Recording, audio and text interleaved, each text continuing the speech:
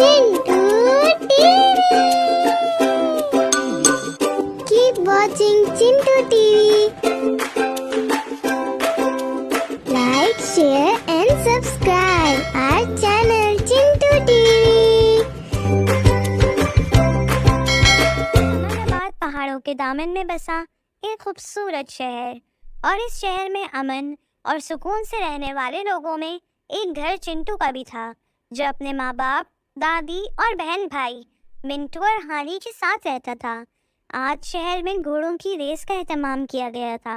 ये रेस इस शहर के वासी हर साल के इख्तिताम पर करवाया करते थे। वो सारा साल अपने घोड़ों की खिदमत करते और उनकी सेहत का भरपूर ख्याल रखते और इस रेस में अपने घोड़ों को दौड़ाते।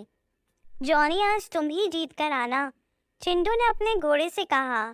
जॉनी आला नस्ल का सफ़ेद घोड़ा था, जिसे उनके अब्बा दूर दराज के गांव से लेकर आए थे। जॉनी उनके पास कई सालों से था। वो उनके घर में उनके साथ घर के फर्द की तरह रहता था। वो सब उसके खाने पीने का ख्याल रखते और उसे हर रोज़ शाम को सैर पर भी ले जाते।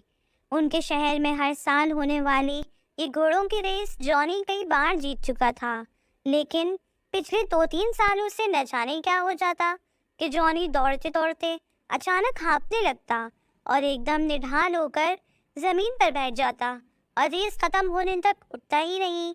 वो लोग उसे घर ले आते तो 2-3 घंटे बाद पहले की तरह हट्टा कट्टा हो जाता और वो लोग यही समझते कि शायद वो दौड़ते दौड़ते थक गया है।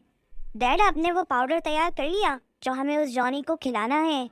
ये बबलू था, जो चिंटू और मिंटू का पड़ोसी था और जॉनी से बहुत जलता था। उसने कई बार उन लोगों से जॉनी को ख़रीदना चाहा था, लेकिन उनके इनकार पर उसने फैसला कर लिया था कि अब वो जॉनी को कोई रेस भी जीतने नहीं देगा। उसने अपने डैड के साथ मिलकर कुछ जड़ी बूटियों की मदद से एक ऐसा सूफूफ तैयार किया था जिसे खाकर जॉनी एकदम निढाल हो जाता और भागना तो दूर, उससे चला भी नहीं जाता। इस सूफूफ का असर चंद घंटों ही रहता था। वो ऐसा पिछले 3 साल से कर रहा था, लेकिन कोई भी उस पर शक नहीं कर पाया था। वो अक्सर अपने इस कारनामे पर खुश होता और चिंटू और उसके घर वालों की बेवकूफ़ी पर खूब हंसता। चिंटू और मिंटू आज सुबह से ताज़ा दम होकर जॉनी के आसपास ही घूम रहे थे। उनके अब्बा ने उन्हें उसका ख्याल रखने की जिम्मेदारी दी थी। हानी जॉनी की पीठ पर बैठी उससे बातें कर रही थी, जिस पर वो सर हिलाकर हिनहिनाता और वो जवाबन खिलखिलाकर हंस देती। उनका ये खेल जारी था, तभी दूसरे शहर से उनके अब्बा के दोस्त जावेद अंकल उन लोगों से मिलने चले आए। अरे जावेद, आओ आओ, बिल्कुल सही वक्त पर आए हो। आज हमारा जॉनी रेस में दौड़ने वाला है और मुझे पूरा यकीन है कि 3 साल बाद ये रेस एक बार फिर जॉनी ही जीतेगा। चिंटू के अब्बा ने अपने दोस्त से मिलकर बहुत खुश हुए। चिंटू की अम्मी भी चाय बनाकर वहीं चली आईं और अब वो जॉनी को खिलाने के लिए घास एक जगह करने लगी। तभी जावेद की नज़र उस घास पर पड़ी। यूँ तो वो घास सूखी थी, लेकिन घास का कुछ हिस्सा सफ़ेद हो रहा था। जावेद ने देखा तो उसने वो सफ़ेद हिस्से वाली घास बाकी घास से अलग कर दी और उसे एक तरफ रख दिया। वहाँ बबलू खुशी खुशी रेस में जाने की तैयारी कर रहा था और एक बार फिर जॉनी को हारता हुआ देखना चाहता था। चिंटू, मिंटू और हानी भी अपने घर वालों और महल्ले वालों के साथ रेस में शिरकत करने के लिए घर से रवाना हुए। वहां जाकर उन्हें पता चला कि आज रेस में जीतने वाले घोड़े के मालिक को 50,000 रुपये का नकद इनाम भी दिया जाएगा। चिंटू के घर वाले ये ऐलान सुनकर बहुत खुश हुए। उन्हें खुश होता देखकर बबलू को उनकी बेवकूफ़ी पर हंसी आने लगी। उसने अपने डैड को देखा। उन्हें पता ही नहीं डैड कि उनका जॉनी आज भी हारने वाला है। वो दोनों बाप बेटा कहकर लगाकर हंसे थे। थोड़ी ही देर में रेस शुरू हो चुकी थी। चिंटू, मिंटू और हानी ज़ोर ज़ोर से चिल्लाकर जॉनी को तेज़ दौड़ने का कह रहे थे। देखना, हमारा जॉनी ही जीतेगा, मिंटू ने जोश से कहा। हमारे जॉनी जैसा तो यहाँ एक घोड़ा भी नहीं है, हानी ने कहा था। तभी अचानक दौड़ते दौड़ते जॉनी लड़खड़ाकर ज़मीन पर जा गिरा। जॉनी को गिरता देखकर हानी ने रोना शुरू कर दिया। सब घोड़े एक एक करके उससे आगे निकलने लगे थे। आज फिर जॉनी गिर गया अब्बा, चिंटू ने रोते हुए कहा। बबलू उनकी रोती शक्लें देखकर मुस्कुरा रहा था। हिम्मत मत हारो बच्चे, जॉनी अभी उठ जाएगा।